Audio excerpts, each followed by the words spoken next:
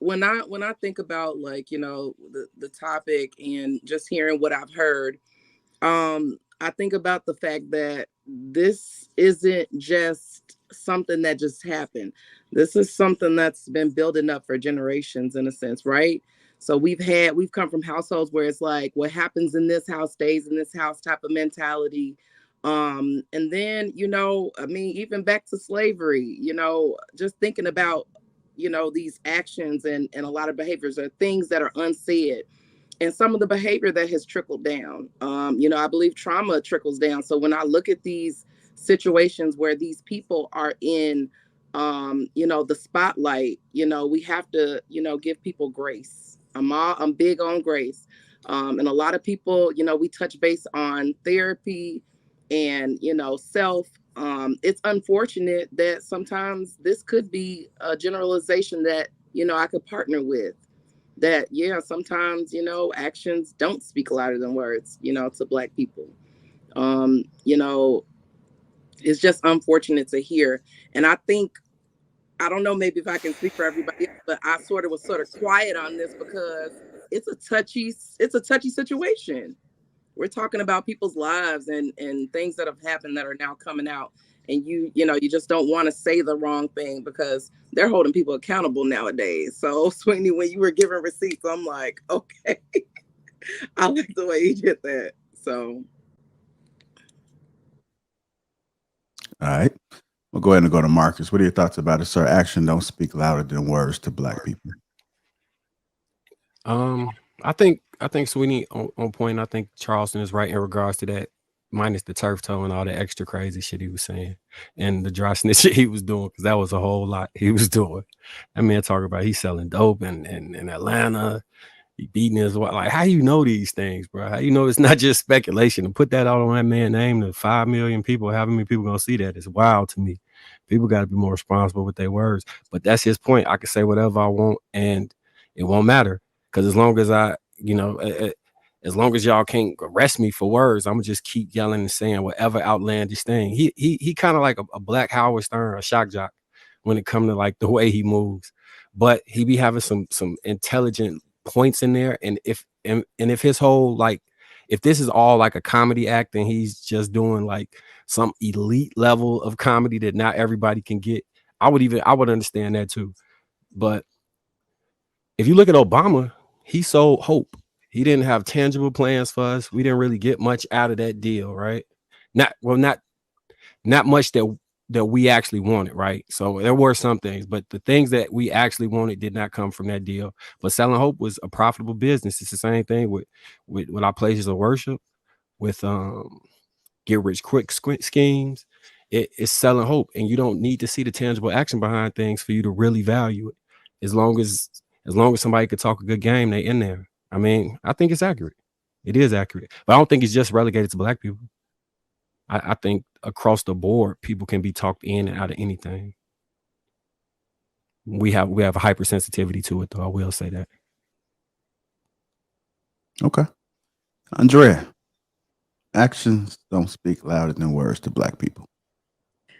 Um, so I actually feel like I don't think I don't think it's just subject to Black people. I think this is like something that's cultural, like throughout all of mankind. Um, I feel like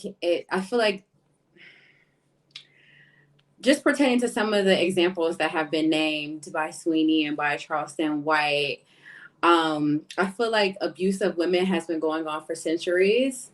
And I feel like just because of the fact that we live in like a capitalist society where it's like stemming from misogyny, and we just came up in a sexist world in general, I feel like this is more of an issue of believing victims when they come out, not victim blaming, regardless if someone didn't come out yet and say that they were abused. If we see it, and this goes for white people too, because I think Elvis married a 14-year-old girl, and then there's the one white millionaire who like adopted the Asian girl and then end up like married, like having some type of relationship with her and marrying her.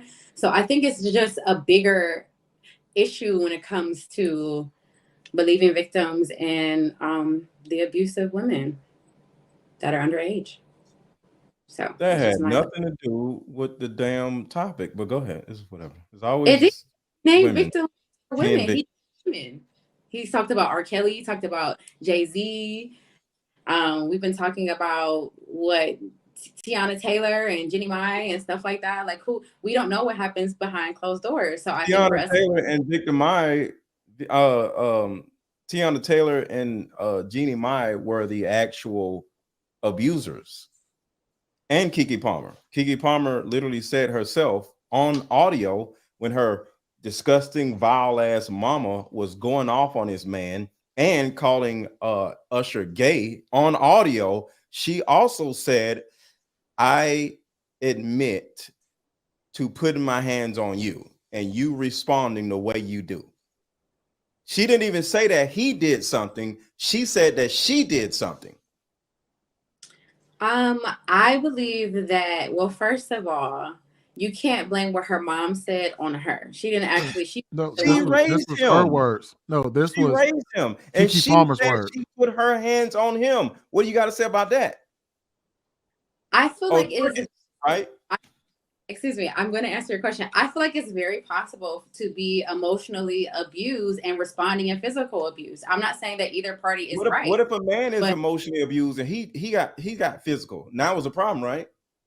it's a problem both ways. Abuse is not okay both So ways. Well, why are you talking about patriarchy and misogyny when Sweeney clearly said two situations that men were wrong and two situations, well, three situations where women were wrong? You ain't saying about the women. What I said was that I don't know what happens behind closed doors. Of course. now you don't know what happened. Of course. You don't know what happens when a man does something. It's crazy. All right, y'all. Go ahead, Preston. Okay, I'm sorry. This is crazy. Okay, so I'm trying to make sure I'm understanding this correctly. So it says actions don't speak louder than words to Black people. Growing up, Black people wanted you to prove yourself. Most Black people, mainly family, won't even support you unless they see action.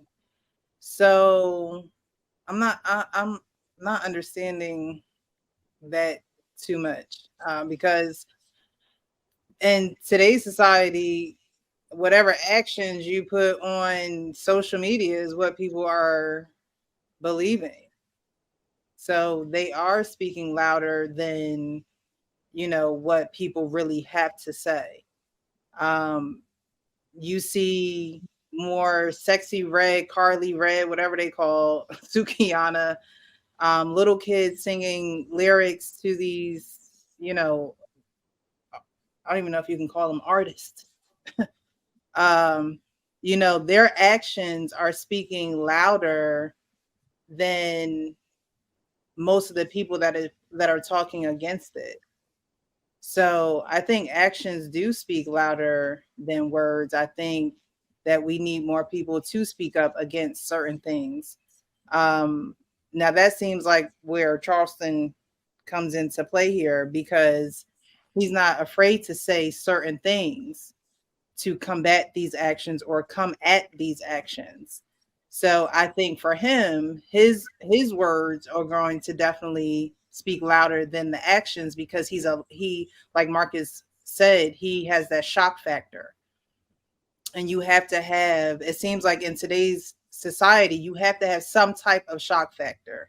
Sexy Red got it with being the most ghetto chick representing Section 8, Sukiyana right behind her or in front of her. I don't know if she's older. She's older than Sexy Red. So you have to have some type of shock factor. Nobody has that authenticity anymore.